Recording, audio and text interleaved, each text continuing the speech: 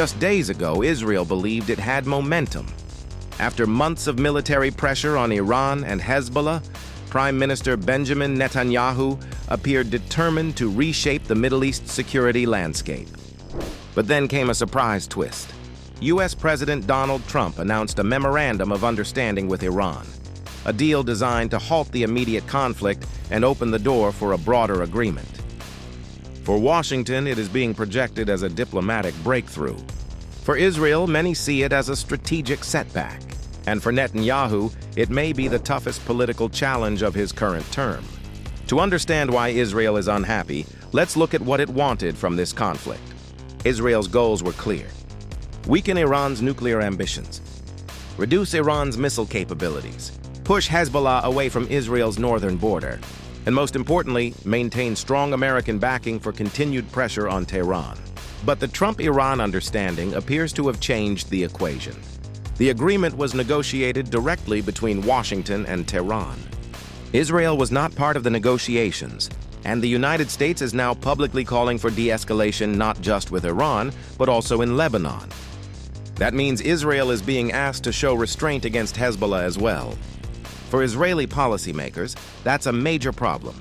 Hezbollah remains armed. Its political influence inside Lebanon remains intact. And Israel argues that the threat from rockets and drones aimed at northern Israeli communities has not disappeared. Yet Washington is signaling that military escalation is no longer the preferred path. Trump has even spoken about a complete ceasefire across multiple fronts, including Lebanon. That puts Netanyahu in a difficult position. If he continues military operations, he risks angering Israel's most important ally. If he stops, critics at home may accuse him of accepting an incomplete victory. Another source of concern is what the agreement reportedly does not address. Critics argue that there is no clear commitment to dismantle Iran's nuclear infrastructure. Questions also remain over Tehran's ballistic missile program.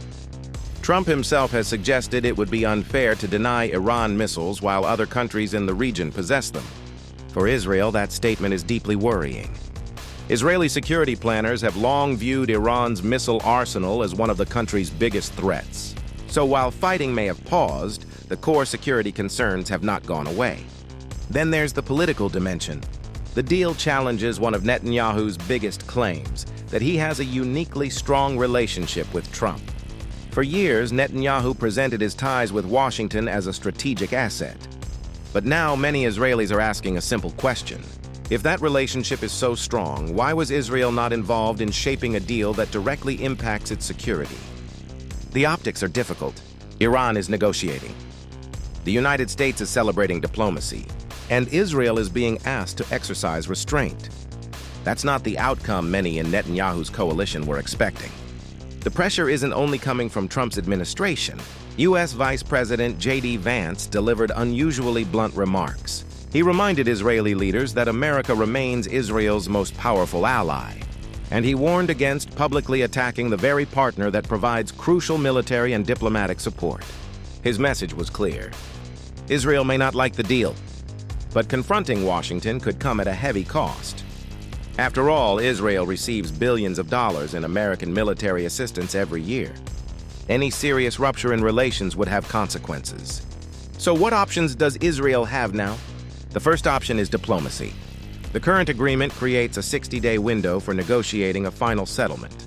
Israel could use that period to lobby Washington for stricter conditions on Iran's nuclear activities, uranium stockpiles, and enrichment facilities.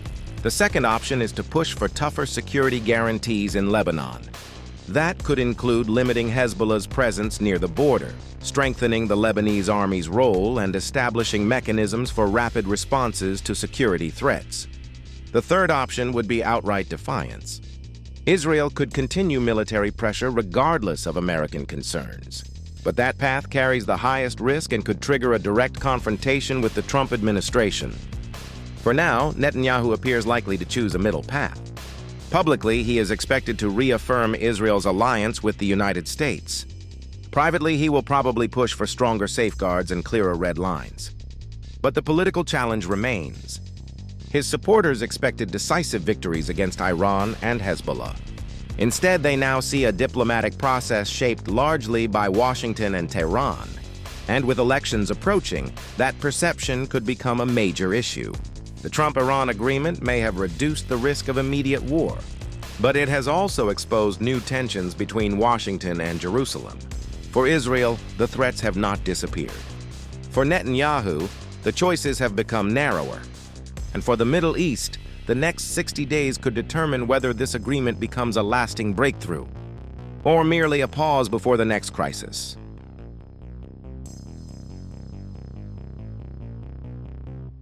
If you like this video, then like, share and subscribe to Mirror Now.